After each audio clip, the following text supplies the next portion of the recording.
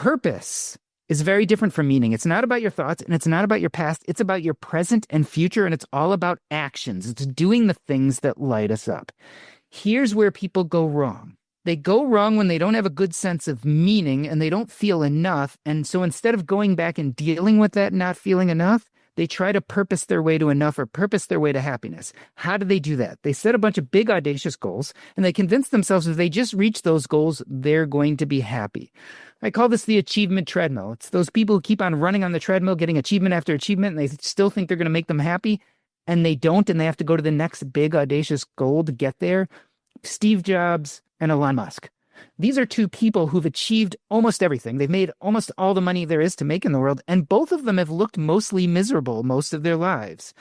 The reason is, I believe, is they have an issue of meaning. Steve Jobs was adopted, and it's been well documented that he never came to terms with this idea that he never felt he was enough through his adoption issues, and he kept on trying to prove himself through creating all this amazing stuff. Elon Musk suffered issues with his dad and got teased as a kid. I think a lot of this is a meaning problem. So what's wrong with the big audacious goals and pushing ourselves to achieve more? I think we're trying to prove our enoughness, and you could be as successful as Elon Musk and Steve Jobs, and it still won't make you actually happy. It'll just make you double down and want to reach the next thing. And so that's my problem being too achievement and oriented, is a lot of people are trying to prove their enoughness with it, and it just doesn't work. The way you prove you're enough is to go back and deal with meaning, not necessarily can't purpose your way there. And so I think you set yourself up to be a little bit unhappy.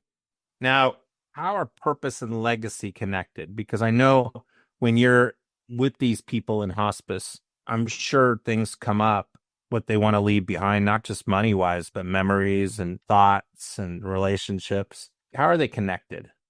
Well, here's the thing. Most people think the way to have impact and legacy is big, audacious purpose. They're like, I'm going to, solve cancer, or I'm going to travel to Mars, or I'm going to become a president. And those are the things that are going to give them this lasting impact and legacy. I actually argue the exact opposite. It's doing things that light us up, that actually connect us to other people. I'm not worried about a financial legacy. That's just a financial plan. I'm looking at leaving a part of yourself that exists even after you've left this world. So I always give the example, actually, of my maternal grandfather. My maternal grandfather was born and lived throughout the mid-1900s. He, in fact, died in the 1960s. So I was born in 1973. I never even met him. But he had a version of purpose that was very much little p purpose. He loved math, not because he could make a living at it, not because it was going to change the world. He loved it because he just loved it. So back in the 1950s, when my mom was a little girl, she'd sit on his lap and he would show her all his spreadsheets where he's writing in all the numbers in the boxes. And he was lit up and excited about this. So my mom did what kids do, is she tried on that identity. She's like, well, my dad loves this. Maybe this fits me. She found it did, and she eventually became a CPA just like him. Here's where the magic comes in. When I was a little kid, I had a learning disability and couldn't read. And in fact, while all my friends were on their basic readers, I was pretty much coloring with a crayon in a drawing book. Basically, I wasn't making any headway. I would have thought I was lost, except I was really good at math. In fact, I was at the top of my class at math because, like my mother, I had taken on some of that identity because I saw that she loved it. It was her purpose. I thought, this is something I could do too. I eventually got over my learning disability. I became a doctor. And in my early days as a doctor, I had a patient who came into the hospital, a young guy, who kept on getting admitted almost near death with dehydration. Because I loved math, I happened to notice a connection between two of his lab results, and we diagnosed him with a rare disease. That rare disease we treated with a simple medicine, and guess what happened? He was a pastor at a church, and he took in homeless kids and would give them shelter, connect them to social services, all those kind of things.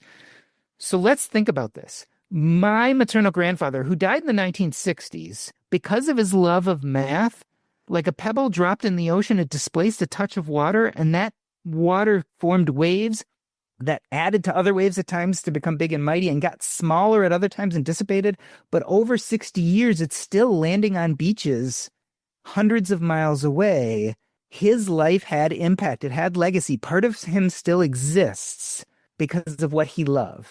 And I think that's a lot more attainable for people than to worry about all these big, audacious things they're going to do, which they may or may not succeed at.